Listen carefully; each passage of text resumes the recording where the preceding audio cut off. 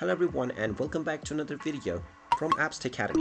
In this video, I'm going to show you how to reset your forgotten password on TikTok. So let's get started right away.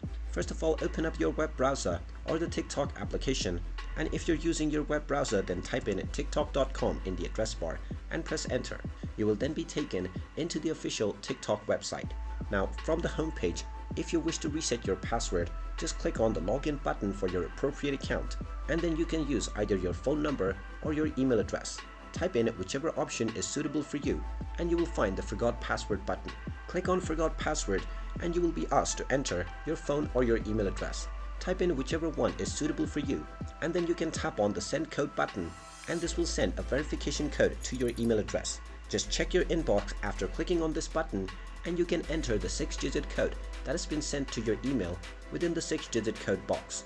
After entering the code, just type in your desired new password for your account by following all of the requirements that is mentioned within. After you type in your desired new password, just click on the reset button and your password will successfully be reset.